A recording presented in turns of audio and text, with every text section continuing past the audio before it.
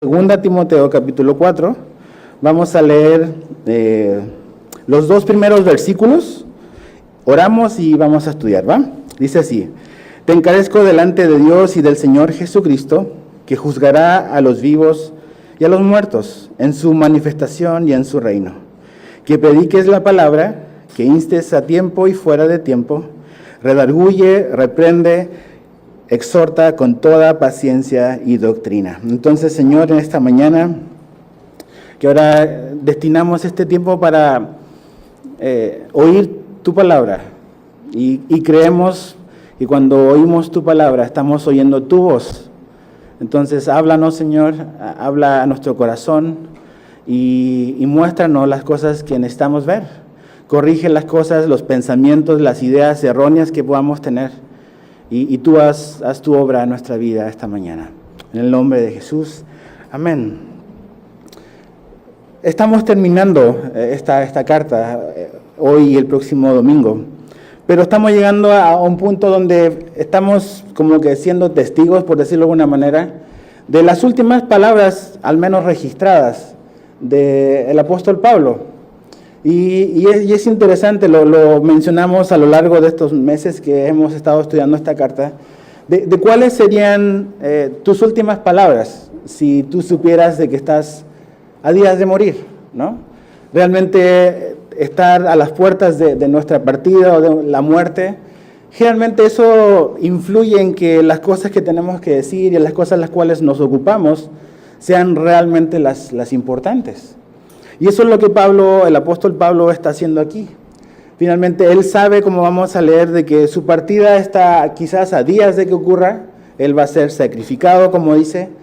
Pero él quiere que este hombre al cual él escribe, que es Timoteo, un pastor joven que él dejó en una iglesia, que Timoteo pueda recordar realmente de qué se trata el ministerio, de qué se trata seguir a Jesús, para que Timoteo también pueda correr la carrera. Y sabes que hoy en día, hace 2000 años atrás, Jesús anduvo entre nosotros, el Hijo de Dios. Dios se hizo hombre y caminó entre nosotros.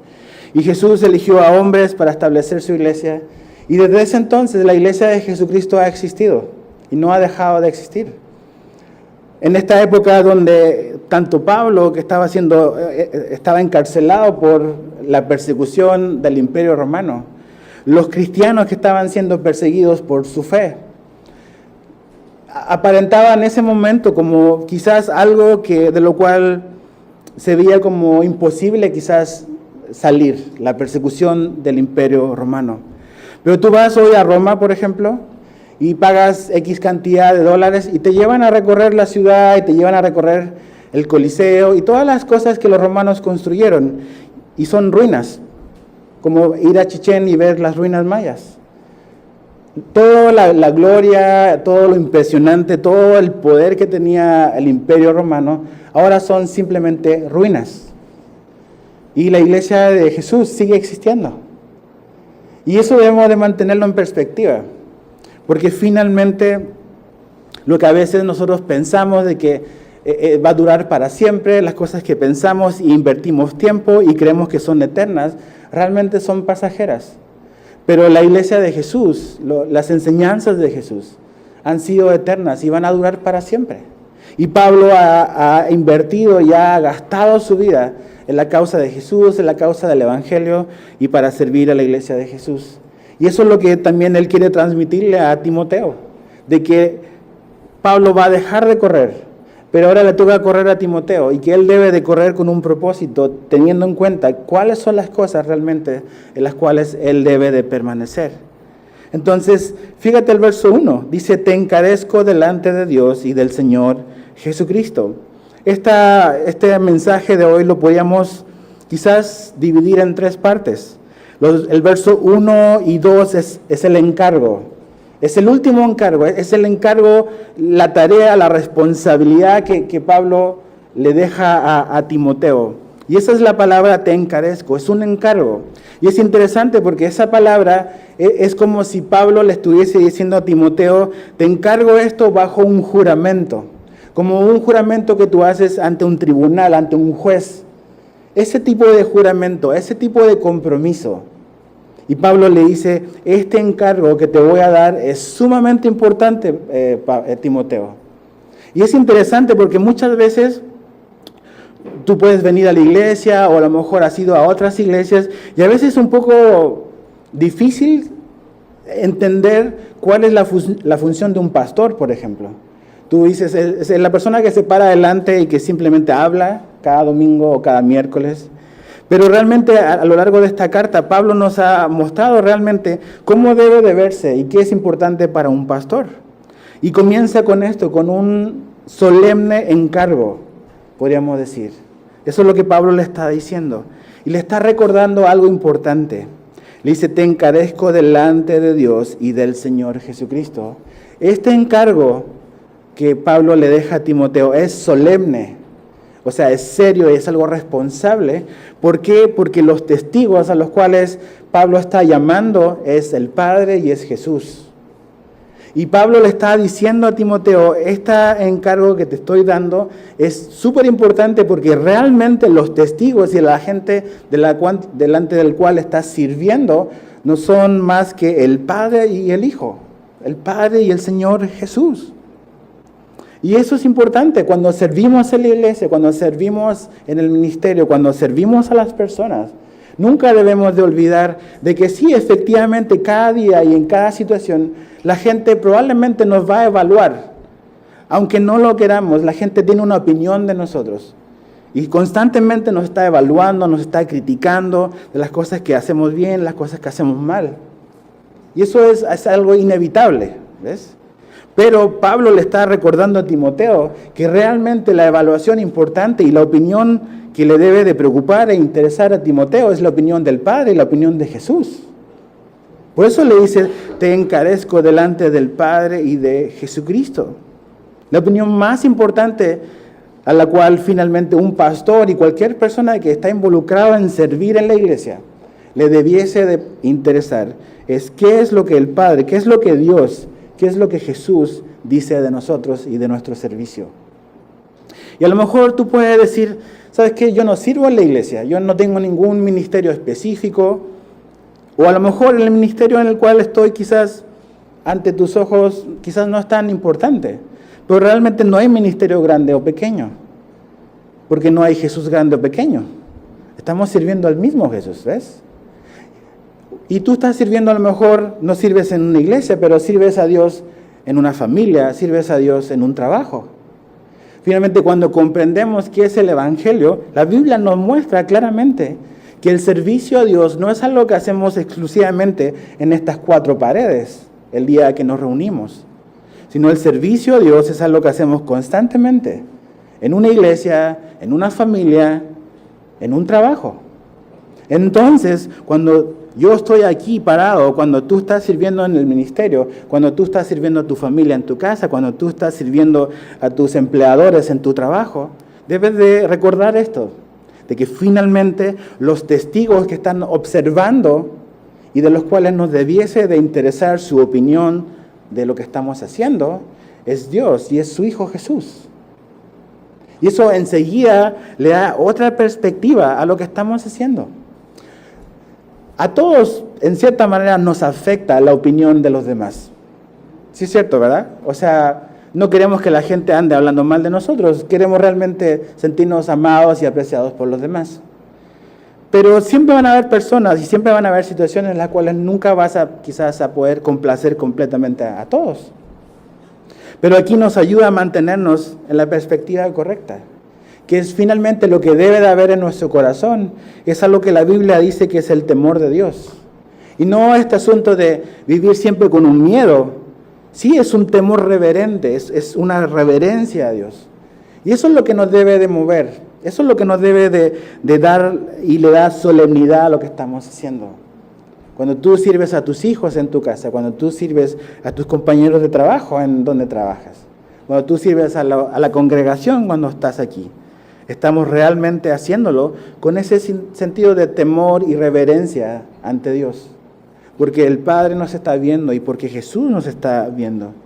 Y finalmente algo que nunca debemos de olvidar es que absolutamente todos nosotros todo creyente, la Biblia nos dice que un día nos vamos a parar delante de Jesús y vamos a rendir cuentas por lo que hicimos y las motivaciones que tuvimos al hacer las cosas. La Biblia y Jesús nos da muchas referencias en los evangelios de esta idea de este siervo que se le da algo, que lo trabaja, que lo produce y que finalmente al final debe de rendir cuentas ante su Señor. Entonces nunca te olvides de eso. Por eso este es un encargo, Pablo le dice, que es solemne, porque es ante Dios y ante Jesús. Pero también este es un encargo que es bien específico.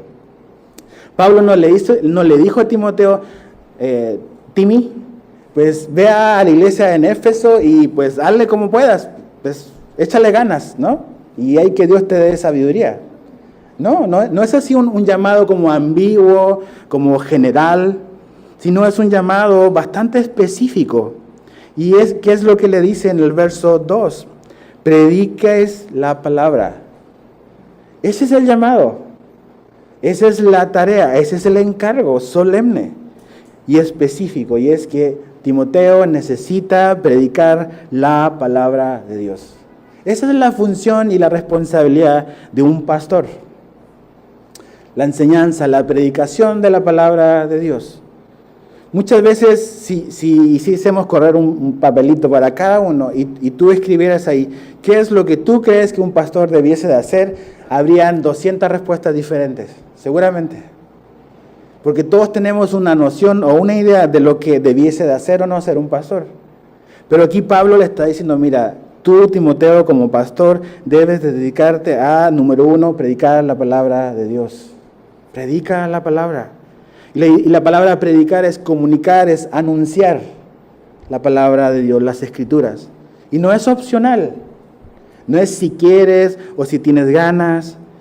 Es predicar la palabra de Dios. O sea, el mensaje del pastor es un mensaje que está definido y establecido por Dios. El mensaje que un pastor comunica nunca debe estar establecido por su propia agenda o sus propios deseos. El mensaje que Dios nos ha encargado como pastores es el mensaje de la Escritura, el mensaje de la palabra de Dios. Dios no me da ni el permiso ni la libertad para pararme aquí para hablar sobre humanismo, para hablar sobre psicología, para hablar sobre economía. Dios nos puso aquí adelante para finalmente hablar sobre la palabra de Dios, sobre la Escritura. Y los que han venido los miércoles, ¿se acuerdan este miércoles que estamos estudiando el libro de Jonás? ¿Se acuerdan? Cuando Dios le dice, ve a Nínive y predica, y le dice, predica el mensaje que yo te voy a dar. Y eso es, ¿ves? Una persona que está en un lugar puesta por Dios, como en el caso de Jonás, un profeta, como en el caso de una iglesia, un pastor, o en el caso de un ministerio de enseñanza, el maestro que enseña. No está puesto ahí por Dios para que diga lo que esa persona quiere o lo que yo quiera. Está puesta ahí por Dios para que demos a conocer y comuniquemos la verdad de Dios, la verdad de la Escritura, la verdad de la palabra de Dios. Como Jonás, como muchos hombres en la Biblia. ¿Y por qué las Escrituras? ¿Y cuáles son las Escrituras? La palabra de Dios. En el tiempo en que Timoteo estaba pastoreando, las Escrituras eran el Antiguo Testamento. El Nuevo Testamento estaba en un proceso de ser recopilado, de ser escrito.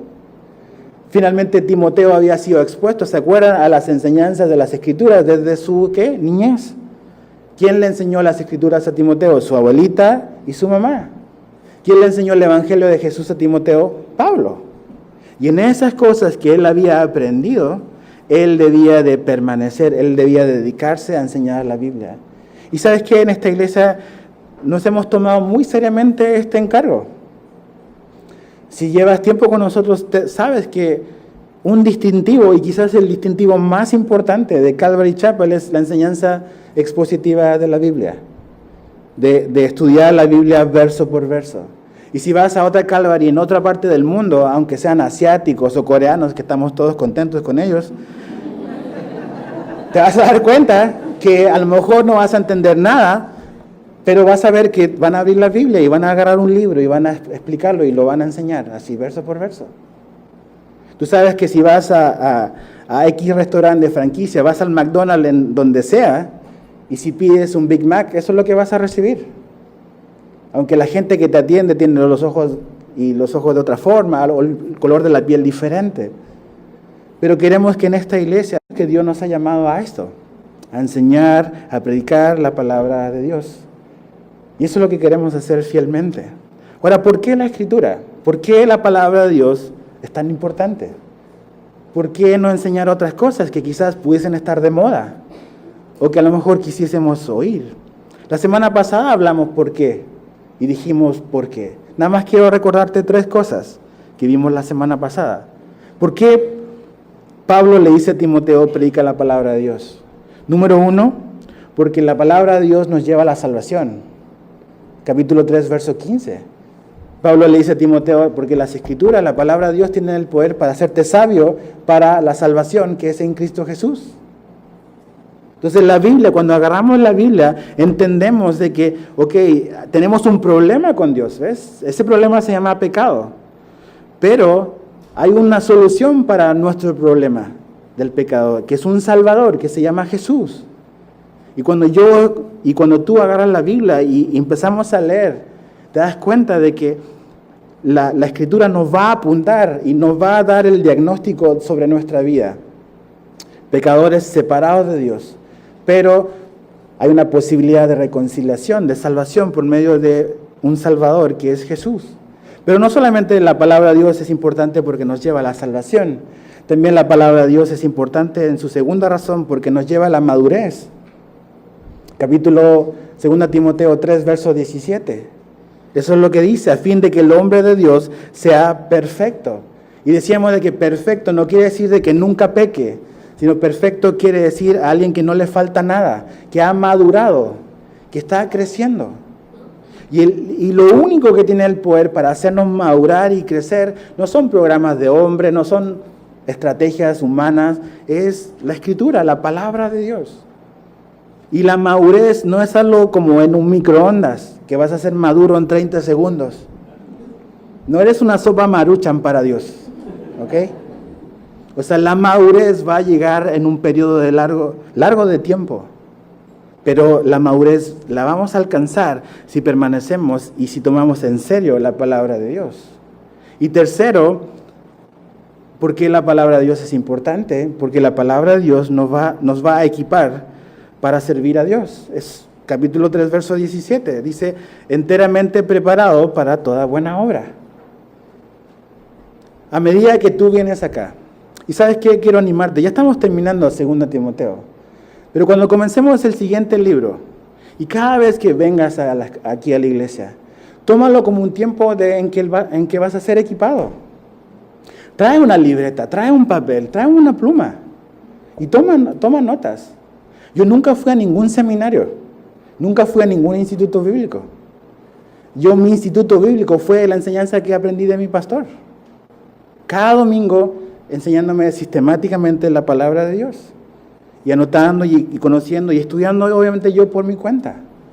Pero finalmente en esta iglesia y en este ministerio y en nuestra familia de iglesia tenemos este privilegio que es poder ser expuestos semanalmente a todo el consejo de Dios, a toda la palabra de Dios. Depende de ti aprovecharlo. Esa es la razón por la cual Pablo le dice a Timoteo, predica la palabra de Dios, por estas 3 cosas. Ahora, la naturaleza del encargo y cómo Timoteo va a llevar a cabo este ministerio va a implicar también otras cosas. Fíjate el verso 2 dice que instes a tiempo y fuera de tiempo, redarguye, reprende, exhorta con toda paciencia y doctrina. La palabra que instes a tiempo y fuera de tiempo, está Pablo básicamente diciéndole que él debe de hacer esta labor de enseñar y de predicar en tiempos convenientes y en tiempos inconvenientes, en buenos tiempos y en malos tiempos. No solamente cuando quizás la gente quiere escuchar, sino que también cuando la gente no quiere escuchar.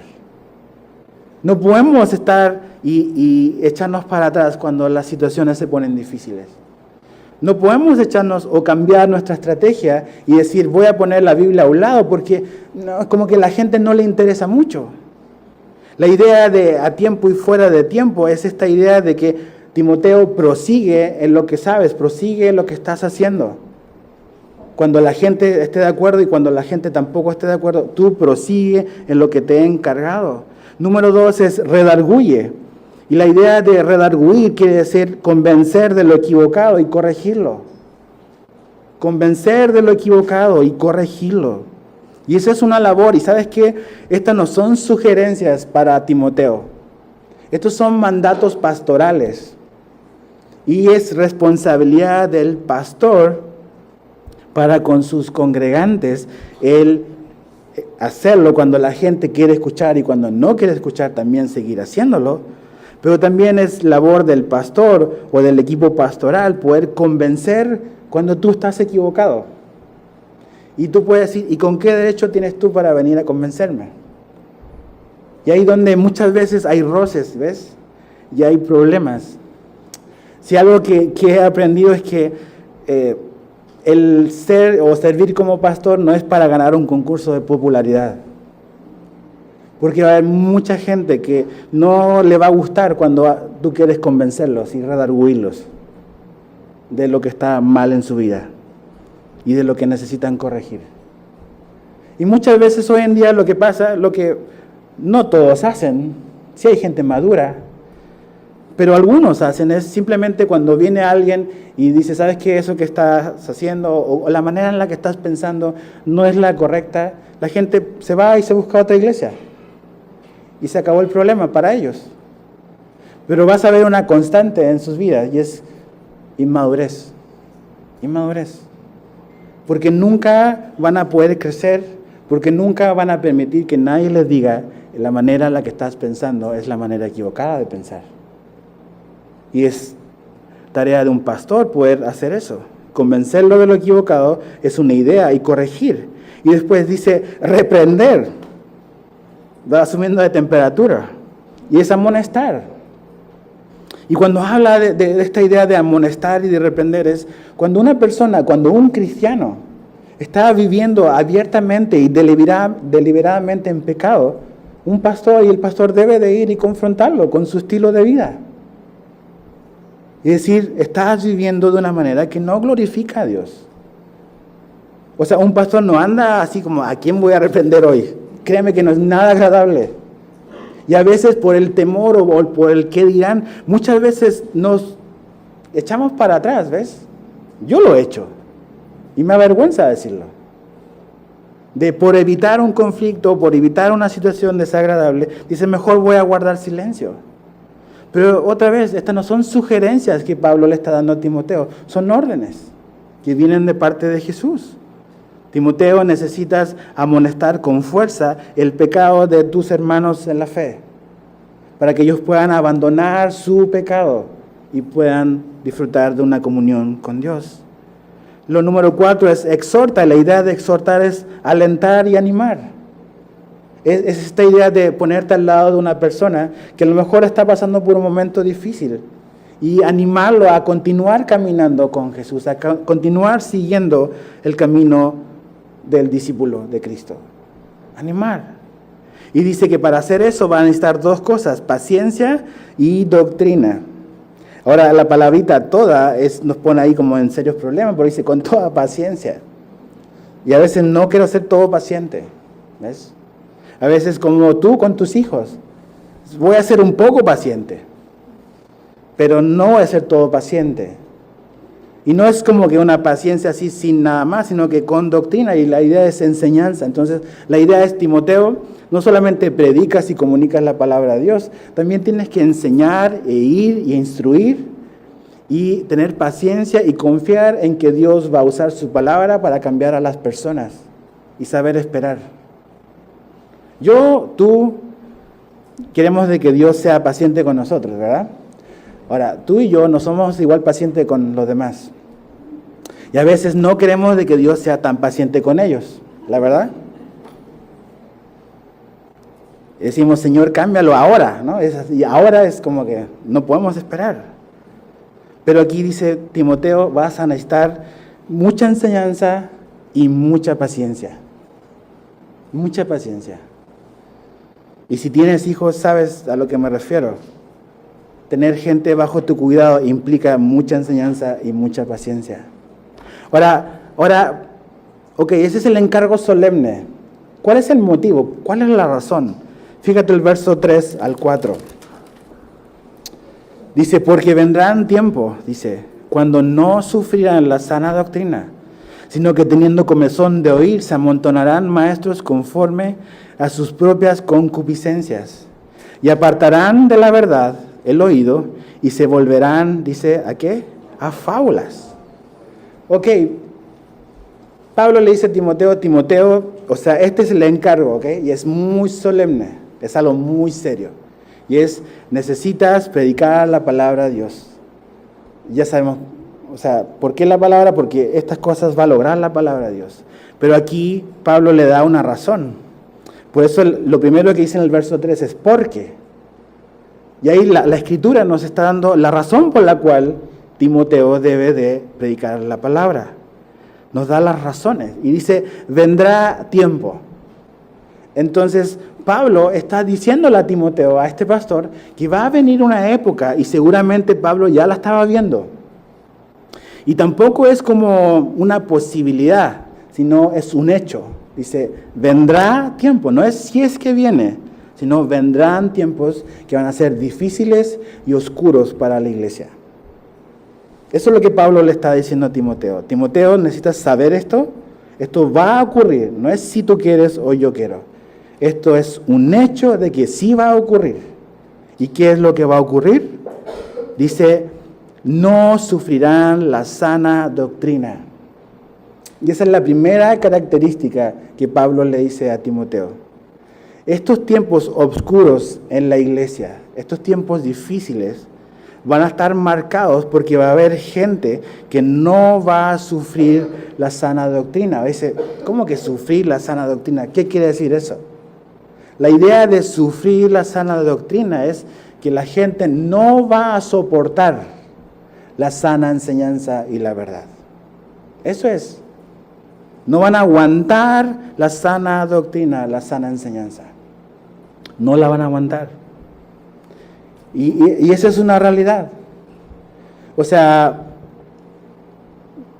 es un diagnóstico que Dios nos da del estado de la iglesia, donde realmente la gente no va a querer escuchar el Evangelio. La gente no va a querer escuchar toda la palabra de Dios, todo el consejo de Dios. La gente va a quizás ir a la iglesia para ser entretenida, mas no para ser enseñada. Y Pablo dice, eso va a ocurrir. La gente que va a la iglesia no va a querer escuchar la verdad. ¿Te imaginas cómo Pablo se sentía respecto a eso?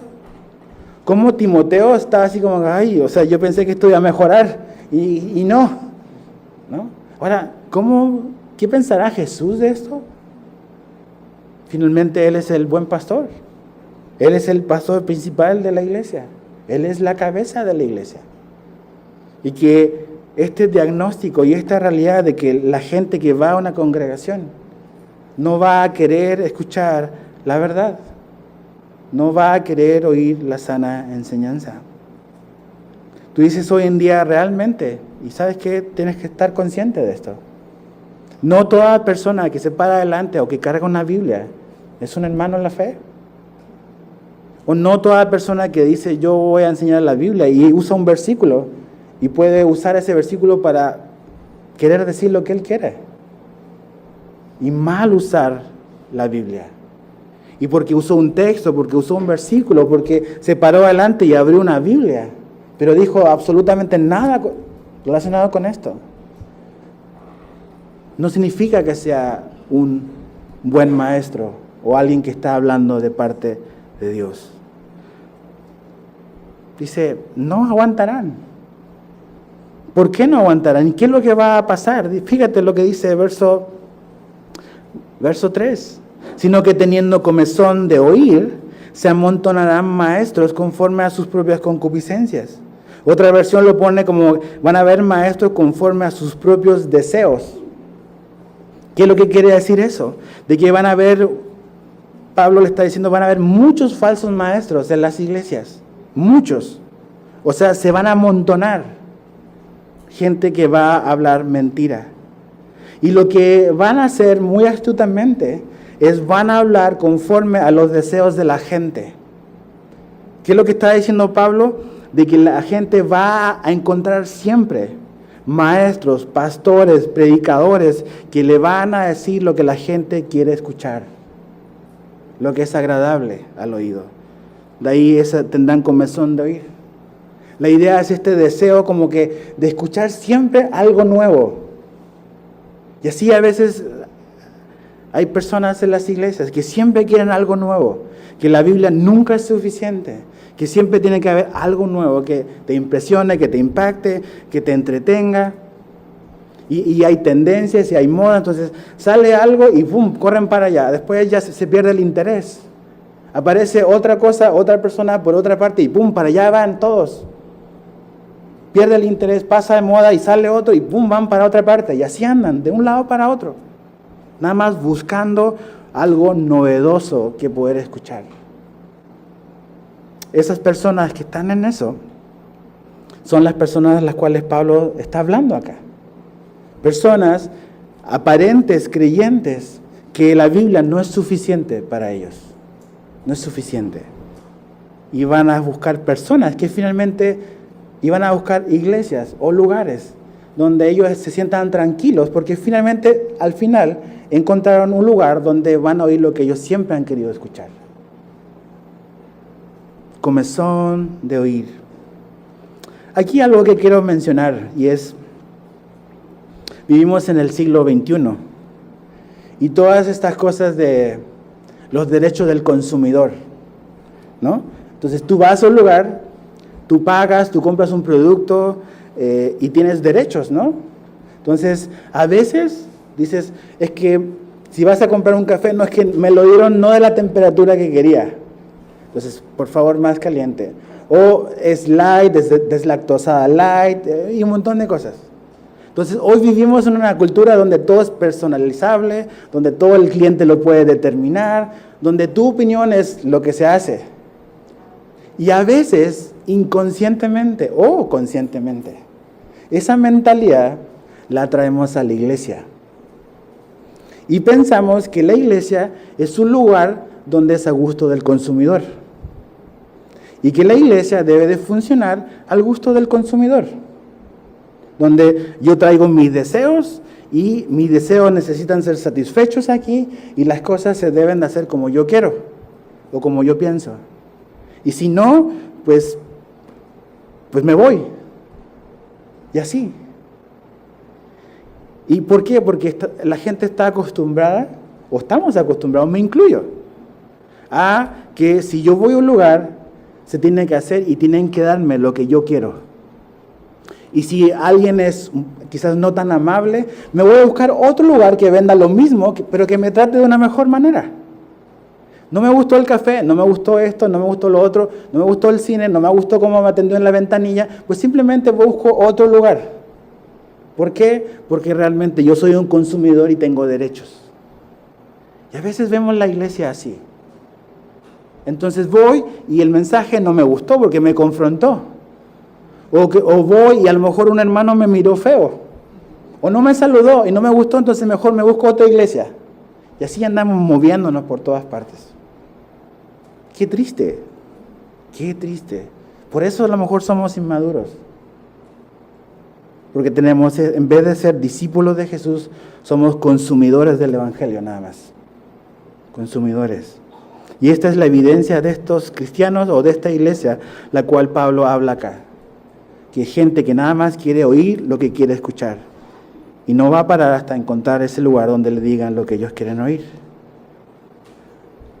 Fíjate, dice, y apartarán de la verdad, verso 4, y apartarán de la verdad y el oído y se volverán a fábulas.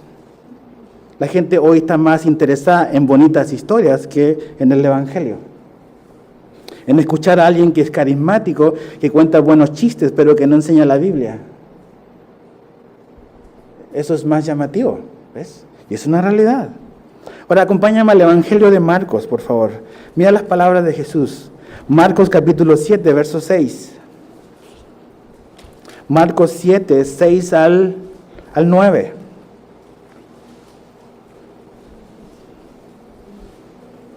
Marcos 7, versos 6 al 9.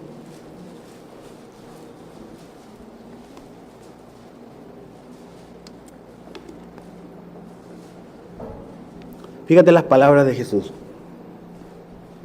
Respondiendo él, les dijo: hipócritas, bien profetizó de vosotros Isaías, como está escrito: este pueblo de labios me honra, mas su corazón está lejos de mí. Pues en vano me honran, enseñando como doctrinas mandamientos de hombres. Porque dejando el mandamiento de Dios, os aferráis a la tradición de los hombres, los lavamientos de los jarros y de los vasos de beber, y hacéis otras muchas cosas semejantes. Verso 9, les decía también: bien invalidáis el mandamiento de Dios por guardar vuestra tradición. ¿Cuál es el problema que había en la época de Jesús? El mismo problema que hay en la época de Pablo. El mismo problema que hay en nuestro tiempo. ¿Qué es lo que hacemos? Cuando ponemos a un lado la palabra de Dios para enseñar mandamientos de hombres, cuando ponemos a un lado la Escritura y la reemplazamos con opiniones de hombres, con humanismo, y dejamos la Escritura a un lado, eso va a traer una consecuencia. Jesús le dice: ustedes me honran en vano. Vanas son sus palabras. Si tú y yo dejamos y ponemos la palabra de Dios a un lado y la reemplazamos por mandamientos y enseñanzas de hombres, ¿sabes lo que va a producir? Una vana adoración. Va a haber una adoración vana. Porque la adoración no va a estar impulsada ni motivada por lo que vemos y lo que Dios nos habla a través de su palabra. Entonces mis palabras van a ser meras repeticiones, cosas huecas. ¿Por qué? Porque decidieron poner esta verdad a un lado y poner cosas que eran agradables, enseñanzas de hombres. Lo mismo de Jesús, lo mismo que Pablo dice. Van a preferir oír fábulas, mitos, en lugar de oír la verdad. Cuando venimos a la iglesia, no venimos a escuchar una plática, una conferencia sobre cómo ser una buena persona o cómo tener quizás un negocio más exitoso. Cuando venimos a la iglesia y nos sentamos y abrimos este libro, venimos a escuchar el consejo de Dios, la palabra de Dios, conocer este Dios que está detrás de este libro y oír todo lo que Él tiene que decir sobre sí mismo, pero también sobre nosotros. Y cuando hacemos eso, cuando vamos conociendo a Jesús, eso va a producir en nosotros una adoración genuina y verdadera, no vana. Pero si quitamos este libro, si nada más lo usamos como una decoración en el púlpito, y el pastor solamente lo usa como una decoración aquí adelante, pero enseña otra cosa, nada que ver con lo que dice acá, eso va a producir en una congregación una vana adoración, no una adoración genuina y verdadera. Y por eso Pablo dice, esto es una realidad. Ahora, verso 5 dice: pero tú, sé sobrio en todo, soporta las aflicciones, haz obra de evangelista, cumple tu ministerio. Y hace un contraste, ok, esto es algo que va a ocurrir, mucha gente está haciendo esto, pero tú, Timoteo, no caigas en lo mismo. Haz como tú has aprendido. Y sabes que es una tentación para un pastor, créeme. Hoy en día, ahora con el internet, con las redes sociales, créeme que un pastor o una persona que sirve en un ministerio o que quiere servir a Dios tiene acceso a un montón de información y de ministerios diferentes.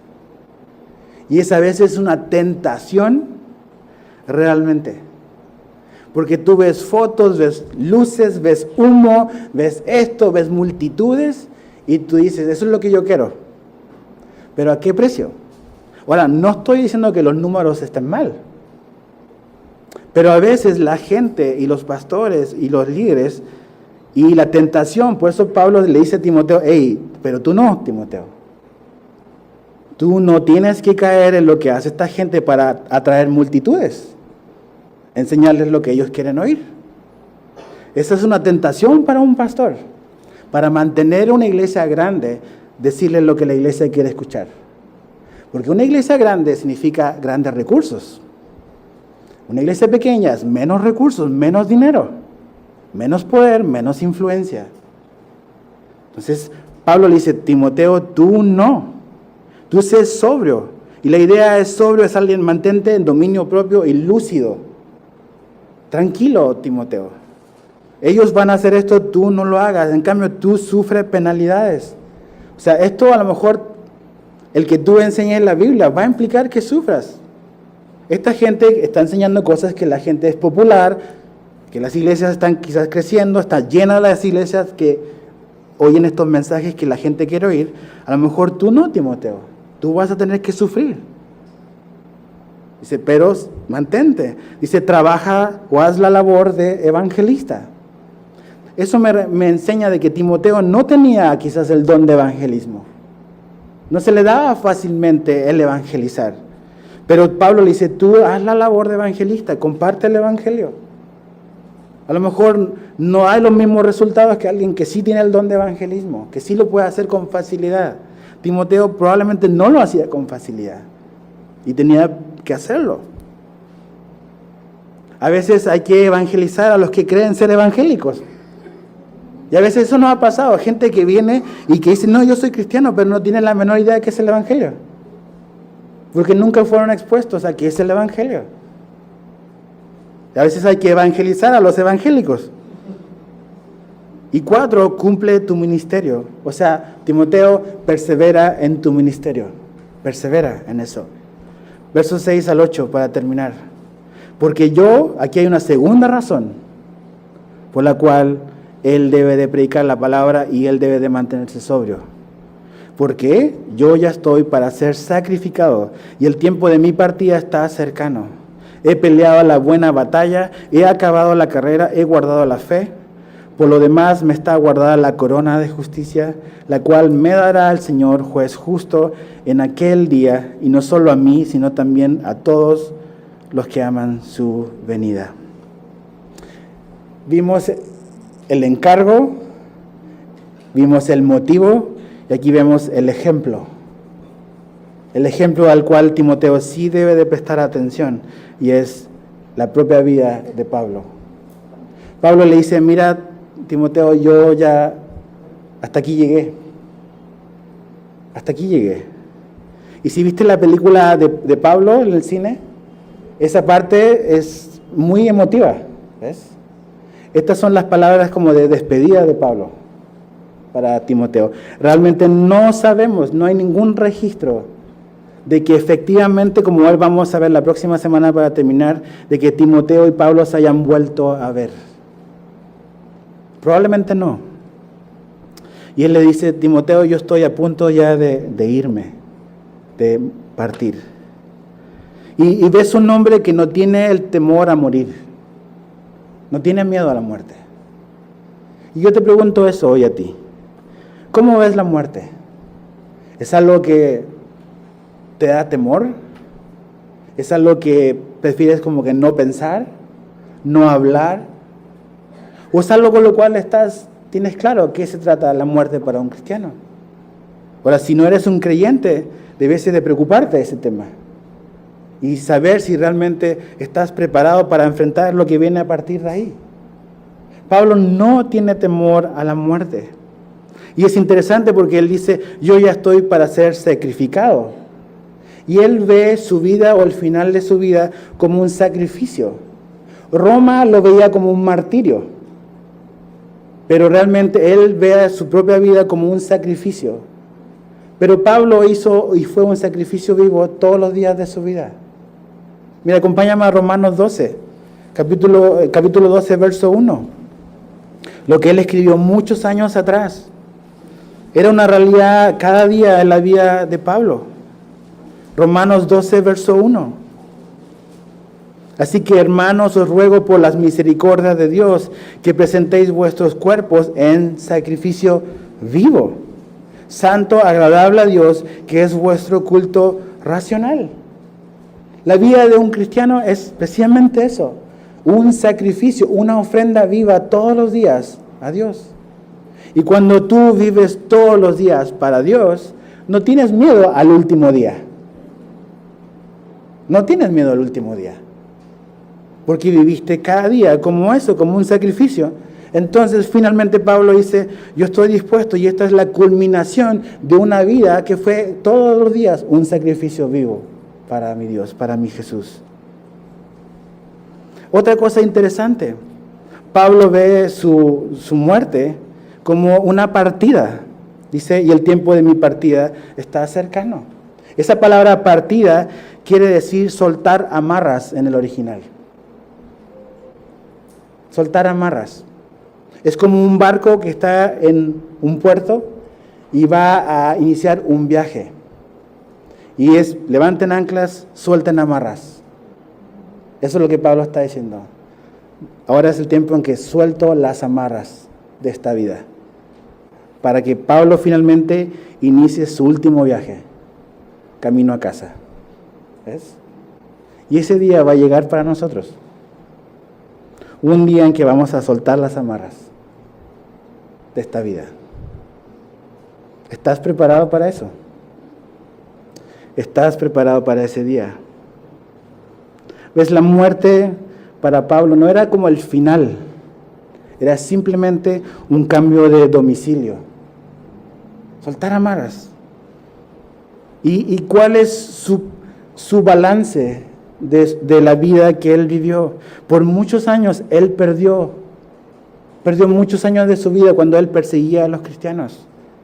Pero desde el momento en que Jesús salió a su encuentro y él conoció a Jesús, su vida cambió radicalmente.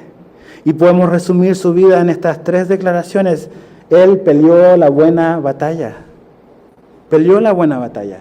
¿Ves la vida de Pablo peleando por la fe, peleando con fuerzas espirituales, peleando con los religiosos violentos, peleando contra el pecado, peleando con los conflictos en las iglesias, peleando con los conflictos en su propio corazón?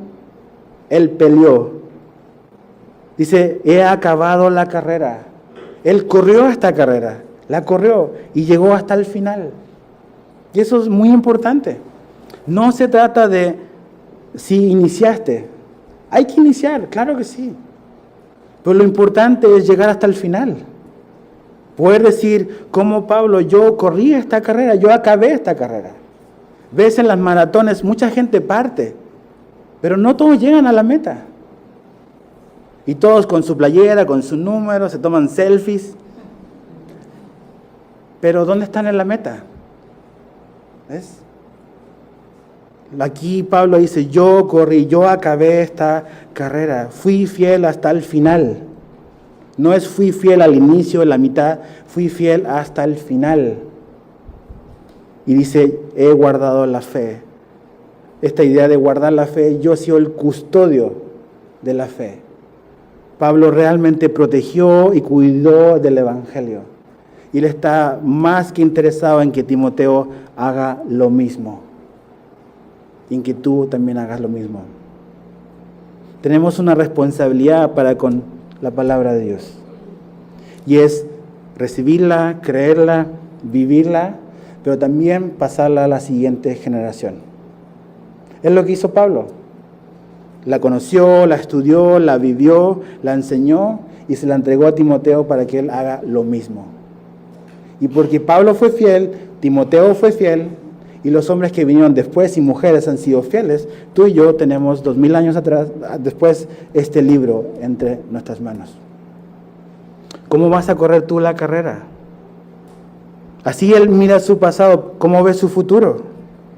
Dice, por lo demás, verso 8, me está guardada la corona de justicia. Esa palabra corona en el griego es estéfanos. Y es la corona que le daban a los ganadores de los Juegos Olímpicos. Es una corona de laurel, de hojas de laurel. No es nada de oro, no es nada así impresionante. Pero tenía un gran valor. el ser coronado con la corona de laureles, la corona de victoria.